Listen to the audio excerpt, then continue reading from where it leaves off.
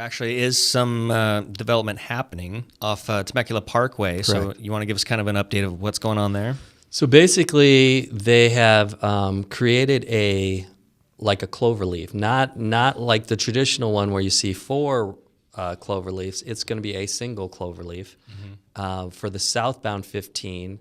Instead of getting off and then hitting that stoplight and then backing up on the freeway, now you'll get off. You'll stay on a bridge that goes over the 79 and then loops around. And if you want to continue on Temecula Parkway, you don't have to stop. You can continuously Keep that flow going. Going, which hopefully will alleviate the backup onto the 15 freeway. Okay. Yeah. I come from Bakersfield. That's kind of my origin story. It's the armpit of California. So when I came to Temecula, I was like, oh, man, this place is awesome. But it does have that valley feel to it. Right. And so for those who are not familiar with Southern California, the geography and topography of it all, we have San Diego, which is probably about 45 minutes to an hour south of us. We have Orange County to the west of us, which is about an hour to hour and 20 minutes or so, depending on where you're trying to go. And then Los Angeles is kind of to the northeast. To the north of us is Riverside, and then to the east of us is Palm Springs. So we're this nice little kind of cute little community in this valley here. And from a real estate agent perspective, what I see happening, because the prices are just getting insane in San Diego and Orange County, people are coming here to Temecula to live, because for $400,000 to $500,000 you get an amazing house, and in San Diego that gets you a condo or something not so nice. So we have a lot of people coming to live here, but then they're commuting. And so what he's saying is that this traffic is really bundling up here. And it's only going to probably get worse. But people like Stu on city council are trying to make those changes now so we can kind of prevent that pain. Is that kind of a good? Yeah, the unfortunate part is the freeway is not our purview. So we don't have authority to do anything to the freeway. So we have to basically petition Caltrans and the federal government, because the 15 is both a state highway and a federal highway. Right. So we're dealing with two different agencies.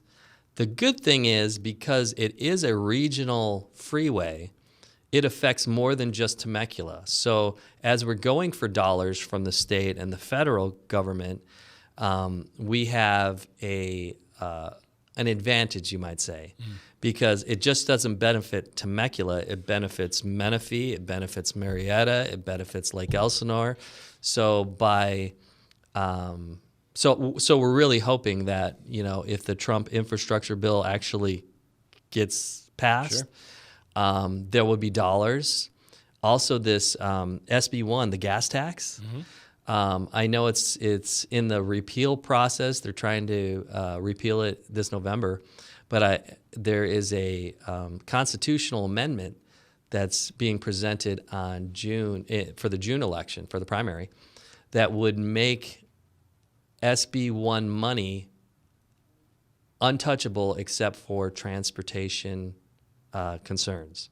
So, and that's a concern for everybody, because SB1, the money just dumped into the general fund with the promise that it's going to go for transportation.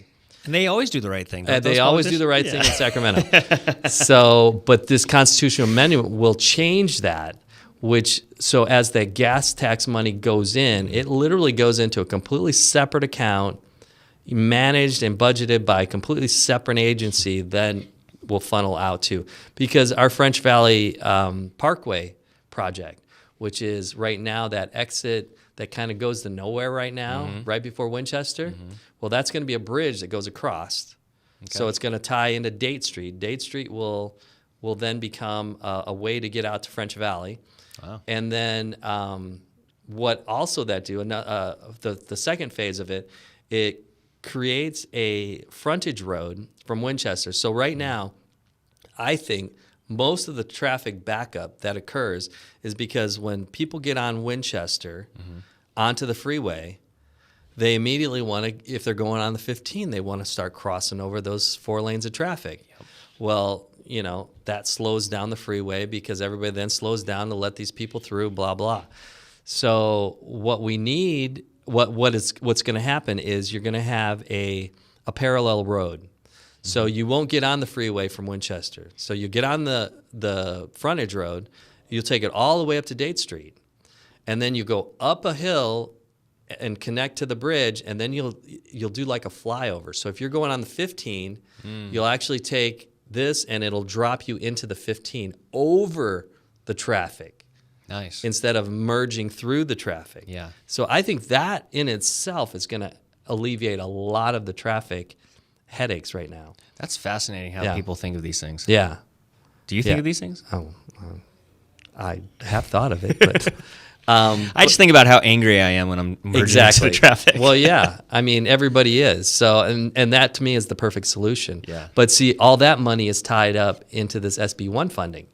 So we stand to lose about $80 million of funding for the French Valley Parkway alone. So that's something, if it passes and the constitutional amendment does protect the SB1 monies, I'm hoping people, because I would repeal SB1 too, if there was no protection over it. Like right now, it's just a general fund issue, and so I would probably want to repeal it too. But now that I know that money's going to be protected and it is going to go for infrastructure, we got to have it. Yeah. I mean, because it's only getting more crowded. Yeah. In Southwest Riverside County, but all over the state of California.